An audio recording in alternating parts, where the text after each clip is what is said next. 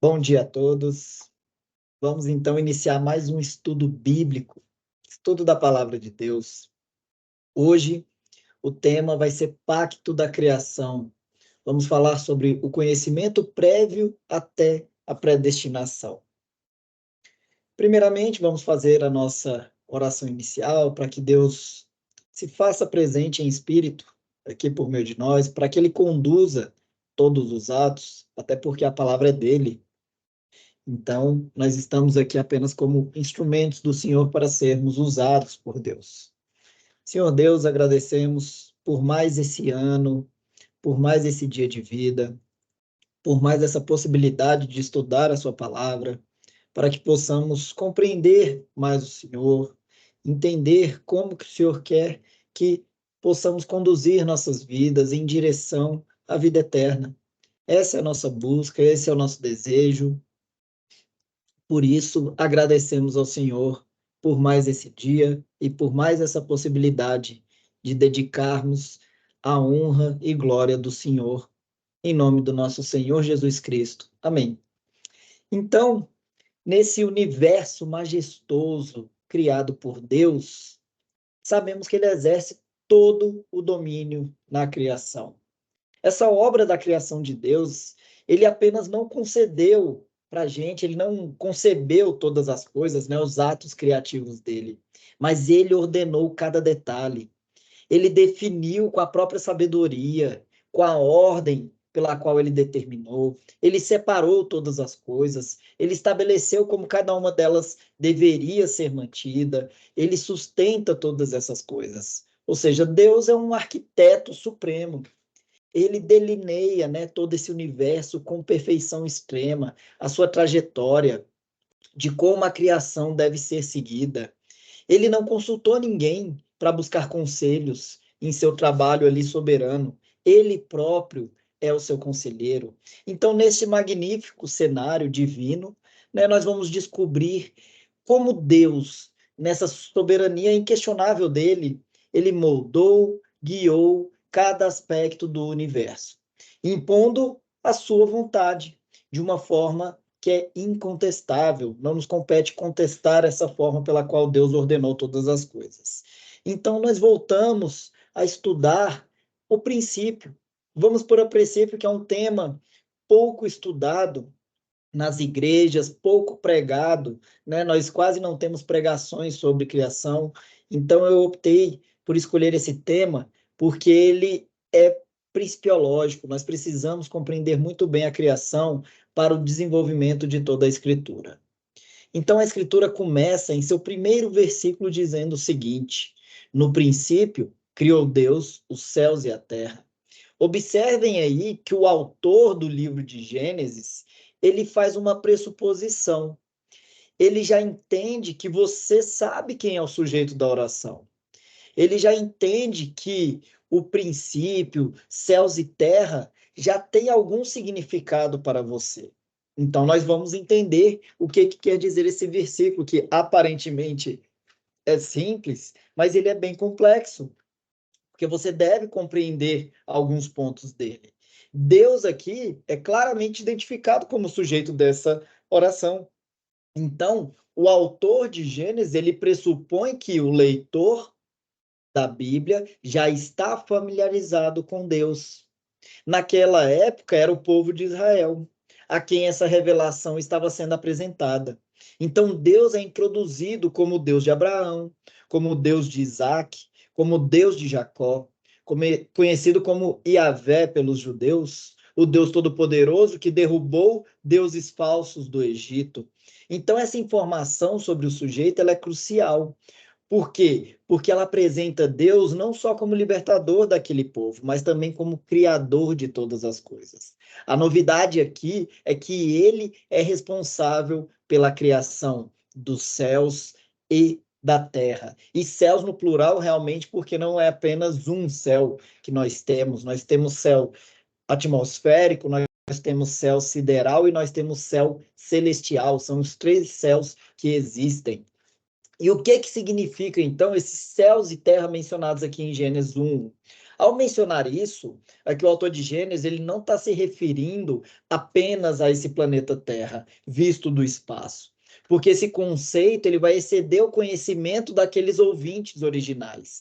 Então, a expressão ali céus e terra é uma figura de linguagem que ele utilizou, abrangendo aquele universo visível deles, conhecido ali por aqueles judeus da época.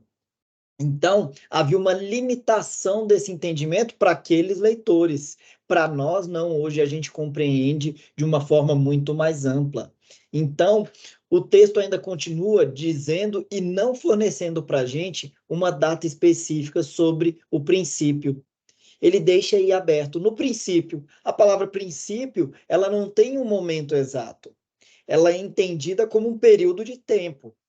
Então, o foco principal é afirmar que o universo que nós conhecemos foi criado por Deus, independente de quando isso aconteceu. Ou seja, no princípio de quem? Da própria ordem de Deus, nós não sabemos.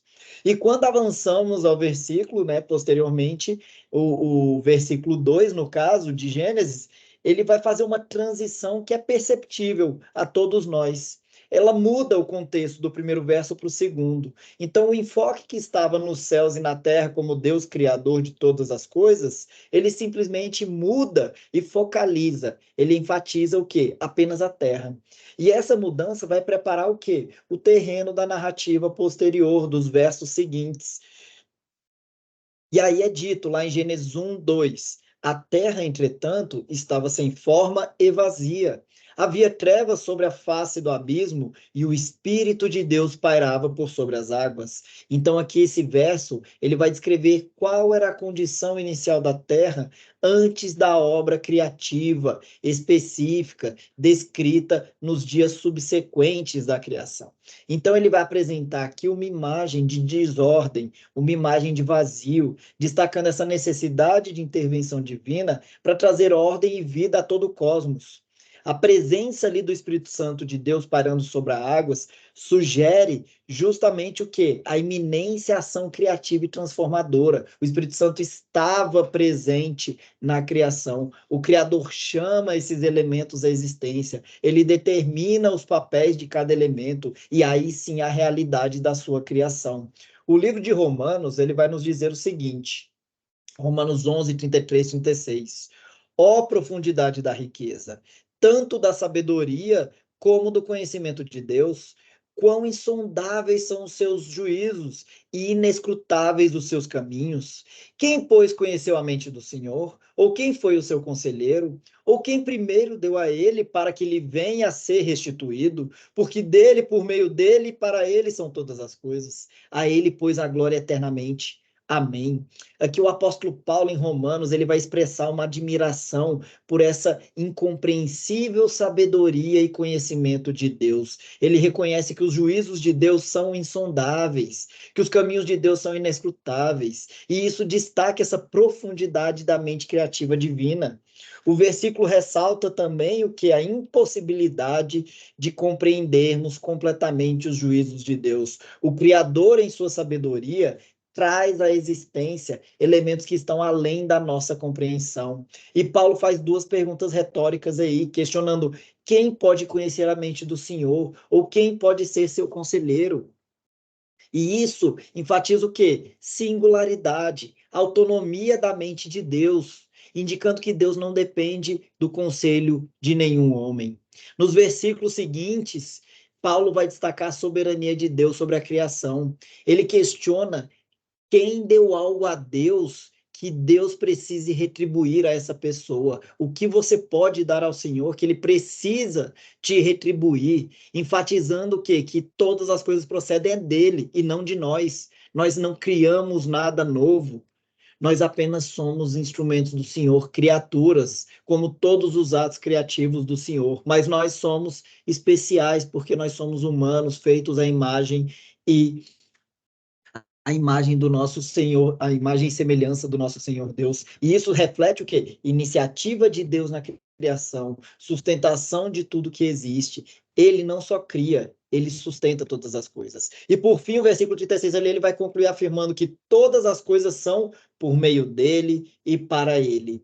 aqui vai sublinhar o quê? O propósito final da criação. Vai indicar que tudo que existe, existe para o quê? Uma única ordem. Glória a Deus. Qual o propósito do homem? Dar glória a Deus. Qual o propósito de toda a natureza? Dar glória a Deus. A criação, portanto, é uma expressão da manifestação divina.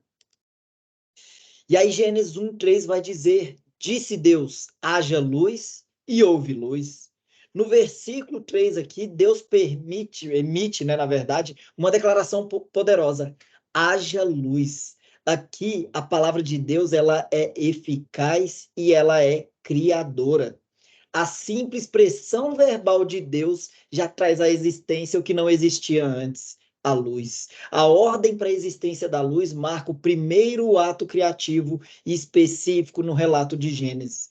E esse ato é significativo não apenas pelo seu papel fundamental na criação, mas também pelo seu papel simbólico, pelo seu papel espiritual. Ele representa a introdução da ordem à revelação divina no cosmos. Ou seja, o texto ele vai destacar a autoridade e a eficácia da palavra de Deus. Então, quando Deus fala, a realidade vai se conformar à palavra da sua vontade. O poder de Deus em trazer à existência a luz por meio da sua própria palavra demonstra a sua soberania para a criação. A criação da luz, ela vai antecipar uma separação que existe entre luz, que existe entre trevas, que vai ser detalhada posteriormente. Então, esse ato inicial de Deus, haja luz, sinaliza a introdução de ordem no meio daquela escuridão, apontando para a manifestação do plano divino, de organização e de vida em toda a sua criação. A luz criada por Deus também, ela não apenas ilumina ali o cosmos, né, mas ela simboliza também a própria presença e glória divina de Deus nessa criação. Deus apenas não cria, ele sustenta todas as coisas, ele assina todas as coisas, ele diz: todas essas coisas são minhas. A gente acabou de ler Romanos. Todas as coisas são a partir dele, por ele e para a glória dele. Não tem outro meio. Então, ao longo da Bíblia, a luz é frequentemente associada a Deus como esse símbolo de santidade, de verdade e de presença iluminadora. João 1:1-5 diz o seguinte: no princípio era o Verbo, e o Verbo estava com Deus, e o Verbo era Deus. Ele estava no princípio com Deus, todas as coisas foram feitas por intermédio dele, e sem ele nada do que foi feito se fez. A vida estava nele, e a vida era a luz dos homens. A luz resplandece nas trevas, e as trevas não prevaleceram contra ela. Portanto, nós vimos o quê? Que o Espírito de Deus pairava sobre as águas. A presença da terceira pessoa da Trindade está ali. E a segunda pessoa da Trindade está exatamente aqui. No início do Evangelho de João, Jesus é apresentado como o Verbo que estava com Deus e era Deus desde o princípio. Esse Verbo participou ativamente da criação, porque ele já existia, conforme afirmado por João. Essa conexão remete diretamente ao relato lá de Gênesis 1:3, onde Deus, por sua palavra, diz: haja luz, iniciando o processo criativo ao trazer a luz à existência. E João vai relacionar, destacar que todas as coisas foram feitas por meio do Verbo, por meio da palavra, ressaltando o papel ativo de Jesus Cristo na criação, conectando a sua presença a esse ato inicial da palavra de Deus que trouxe luz ao mundo. O Verbo identificado aqui como Jesus Cristo é descrito por João como a fonte da vida, a fonte da luz para a humanidade. E essa descrição, ela ecoa esse simbolismo da luz separada das trevas no relato de Gênesis, representando a revelação e a compreensão trazidas por Jesus. E a declaração de que a luz resplandece nas trevas e as trevas não prevalecem sobre ela, destaca justamente novamente a presença de Jesus. A palavra encarnada triunfa sobre as coisas espirituais adversas, assim como a luz triunfa sobre a escuridão no ato criativo de Gênesis 1:3.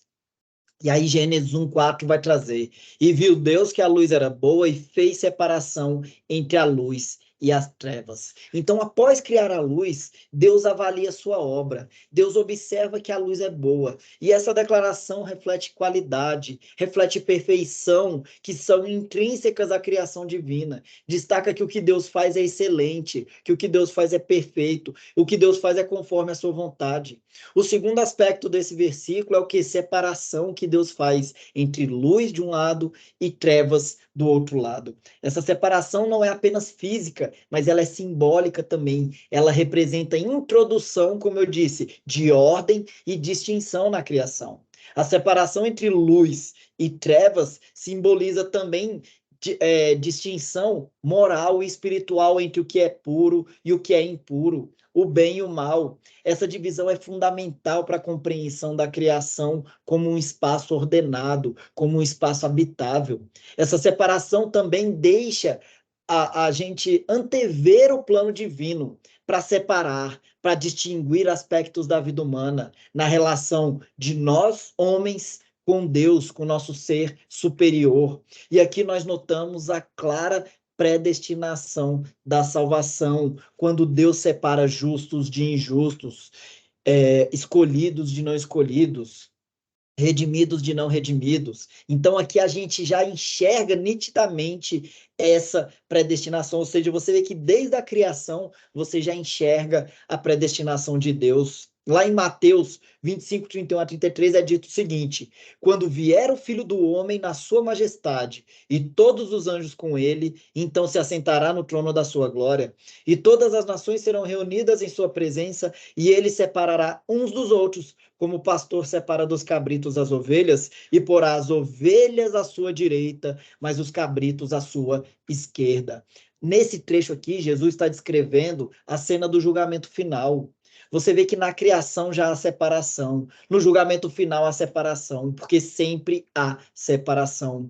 Quando o Filho do Homem, referindo a Jesus Cristo, vier na sua majestade, acompanhado por todos os anjos, assim como em Gênesis 1:4, onde Deus faz a separação entre luz e trevas, aqui Jesus fala sobre a sua função, separar justos dos injustos. Assim como o pastor separa ovelhas de cabritos. Essa separação é a distinção moral e espiritual entre aqueles que seguiram a vontade de Deus e aqueles que não fazem a vontade de Deus. Jesus menciona que vai colocar as ovelhas à sua direita, simbolizando o quê? Posição de honra, posição de aceitação, enquanto os cabritos serão jogados à esquerda, representando uma posição de rejeição. Da mesma forma, Deus dá esse exemplo, por exemplo, na pescaria. Ele diz que quando você joga a rede, pega os peixes, você separa os peixes bons dos peixes ruins. E todo momento ele nos traz parábolas que demonstram a separação, mas ele também traz textos literais, como esse de Gênesis 1:4, declarando a separação. E o critério para essa separação não é mérito. O critério para essa separação não é obra. O critério para essa separação é soberania. Isso é deixado claro no livro de Efésios. Efésios 1:4 e 5 diz: assim como nos escolheu nele antes da fundação do mundo para sermos santos e irrepreensíveis perante ele, e em amor nos predestinou para ele, para a adoção de filhos por meio de Jesus Cristo, segundo o beneplácito da sua vontade. Esse versículo destaca que Deus nos escolheu e predestinou nele, que é Jesus Cristo, antes da fundação do mundo. Isso afirma que a soberania divina vem desde o início dos tempos, antes mesmo da criação, indicando que a escolha e a predestinação são iniciativas divinas independentes das ações ou méritos humanos. Nós não temos nenhum mérito na salvação. O propósito da predestinação aqui, ele é delineado. Sermos o quê? Santos e irrepreensíveis perante ele. Ou seja, ele não só nos escolheu, mas ele destaca qual é o nosso propósito: ser santo, ser irrepreensível. A ênfase aí na santidade e nessa irrepreensibilidade daqueles que foram predestinados. Então, esse conceito se alinha com a soberania divina na salvação e na conformidade do crente ser a imagem de Jesus Cristo. A predestinação também está associada ao que? Adoção de filhos, como filhos de Deus por meio de Jesus Cristo. Esse aspecto destaca o quê? Relacionamento íntimo que os predestinados têm com Deus, sendo adotados como membros da família divina. No princípio, nós éramos chamados de quê? Escravos, mas agora nós somos chamados de filhos de Deus. E a última parte do versículo sublinha que tudo isso ocorre segundo o beneplácito da sua vontade, ou seja, isso ressalta a ideia de que a predestinação não é baseada em méritos humanos, mas ela é decretada de acordo com a boa vontade e soberania divina. Então esse versículo ele deixa claro, Deus nos escolheu antes da fundação do mundo. Nos escolheu com qual propósito? Para sermos santos e irrepreensíveis. Foi assim que ele fez Adão. A sua imagem e semelhança, como um ser santo e irrepreensível. Mas ele pecou e se tornou escravo desse pecado. Então Deus adotou a nós e nos chamou de filhos. Por meio de quem? Jesus Cristo. A partir do beneplácito da sua vontade, ou seja, da sua misericórdia, do seu amor e da sua ordem e soberania. E qual é a conclusão que nós podemos ter, então, desses primeiros 4 versículos de Gênesis? O relato de Gênesis aí, 1 a 4, ele nos apresenta esse ato magnífico da criação, revelando a soberania absoluta de Deus sobre todo o universo. No início, Deus, em sua majestade divina, criou os céus e a terra. O sujeito da oração é Deus, o Criador Supremo, que está acima de todas as coisas, enquanto o seu espírito parava sobre a terra. A criação é iniciada pela palavra de Deus, que é Jesus Cristo, indicando sua autoridade, seu poder supremo para trazer à existência o que não existia. A gente chama isso de ex nihilo, ou seja, Deus criou coisas do nada se fez, né, em outros termos. Então a Escritura nos ensina que Deus faz também a separação de todas as coisas. Luz das trevas, dia da noite, justos dos injustos, bodes de ovelhas e assim por diante. Por isso, ao analisarmos esses versículos à luz da predestinação, nós encontramos indícios que a soberania de Deus se estende desde os princípios do tempo e vai perdurar até a eternidade. Antes mesmo da fundação do mundo, Deus, em sua sabedoria infinita, estabeleceu seus desígnios, seus propósitos. E essa perspectiva está, sim, alinhada diretamente com a ideia de predestinação, onde Deus, em sua soberania, escolhe, predestina os que serão santos e irrepreensíveis perante ele e vai glorificar a eles. A predestinação, então, pode ser vista como uma extensão da soberania divina que vai se manifestar desde esse ato inicial da criação. Assim como Deus separou luz das trevas, evidenciando sua autoridade e seu propósito. A predestinação ela vai revelar esse plano soberano de Deus para redenção da humanidade. A escolha de Deus antes mesmo da fundação do mundo reflete a sua vontade soberana. E isso não depende de méritos humanos, não depende das obras, não é a obra que você pratica, que você acha que faz uma boa ação com o seu próximo. Por quê? Porque nós não temos mérito nenhum. Porque se você tivesse um mérito de salvar-se a si mesmo, você não dependeria de Deus, mas nós dependemos do nosso Criador e do nosso Salvador. E qual é a aplicação que nós temos desse estudo? A aplicação de Gênesis 1 a 4 é fundamental para compreendermos essa soberania de Deus na criação.